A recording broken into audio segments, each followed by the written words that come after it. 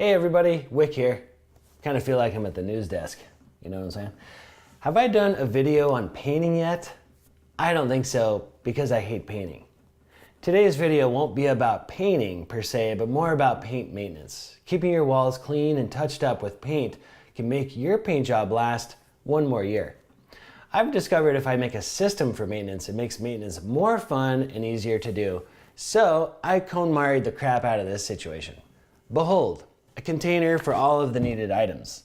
Inside, all of the needed items to keep your walls looking awesome. Let's take a look at those items. Here they are before us. Over here on the end, TSP. This is what you use to keep your walls clean. The old kind of TSP came in a granular form. Not great. The liquid, easier to use, easier to maintain. Am I right? And with that, I use a small container and a rag. And so I don't get it all over my hands because it burns a little, I use black leather gloves. Let me wash my hands real quick. I'll be right back.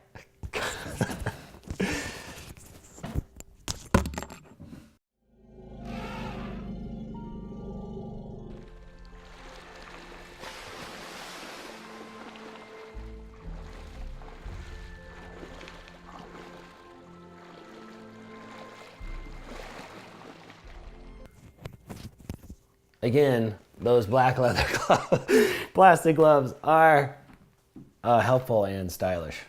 Okay, moving on. The caulking. This is white caulking in a smaller tube, which is easier to use, I find. And you can reseal the end of it really well with your painter's tape. And that makes it last longer, doesn't dry out over time. Next up, you got your spackling and your 2-inch putty knife. You simply scoop this out, put it on the wall, and then seal it back up. This container is a nice size. Again, small, easy to use. Once the spackling dries, you use your sanding block to sand it down, nice and smooth. You can also use a razor blade for glass, or on your tub or tile to kind of clean up the caulking, which is nice.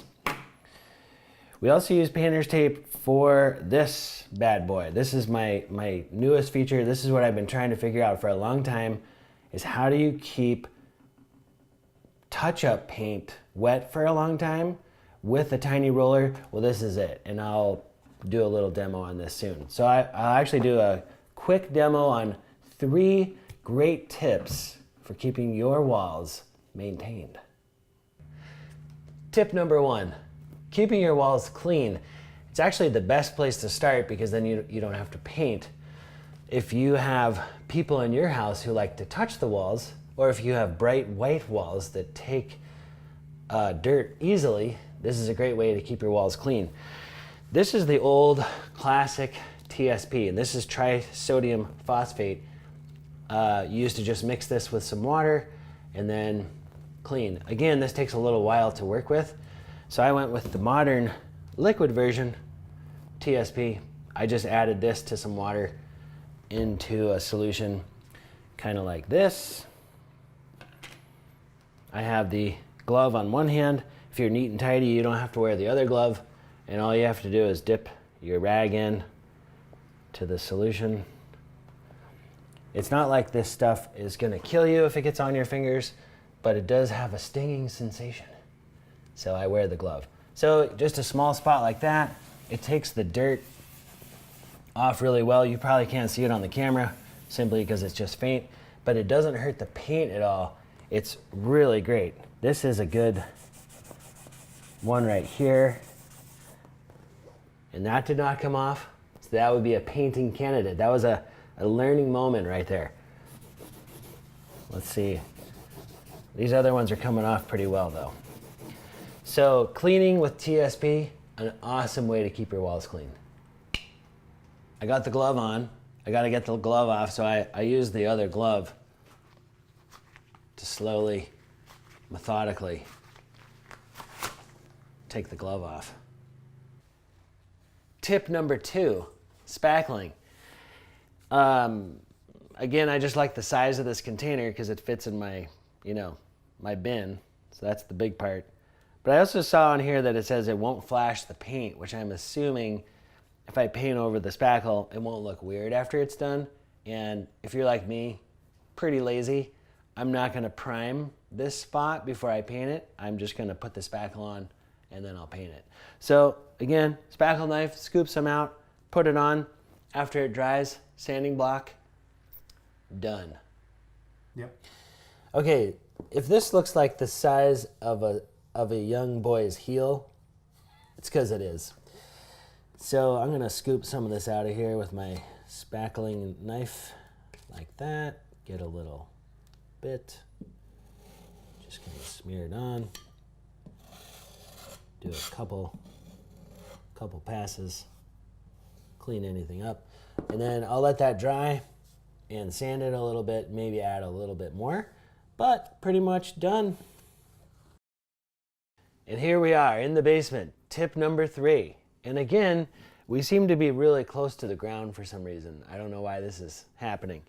But we did have some furnace work done on our furnace, which is on the other side of this wall. This thing had to be removed. So there's a bunch of touch-up spots here I can do. Now, what the game changer is this little container right here. And inside, nestled inside, my phone's going off. Is that bad? Okay. Nestled inside is the tiny... You talking to me?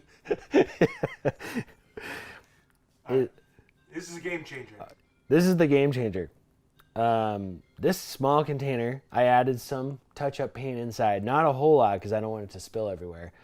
Inside is a tiny little roller, which is adorable. Can't even handle it. And what you do is you just put some on there, and then you just cruise around. You don't want a lot of paint, but just enough to get like started. And then you're gonna, we were gonna get a close-in on this. Darn, totally messed that up. But anywho, you can see me in action right here, painting the wall. And look at that. Kind of fan out the edges a little. No thick globbiness. But look, looks better. I actually still have a ways to go. You probably can't see it. But what's great about it is you're done, you put it back in, you seal it up back up into the container. Get it all the way in there. And then with the painter's tape, I'll just seal it off again. Ready for another exciting, fun-filled afternoon of paint touch-ups when nothing else is going on in your life. And those are the 3 tips. While I'm here, I might as well say it's been a great day. Thanks for watching, and I'll catch you next time.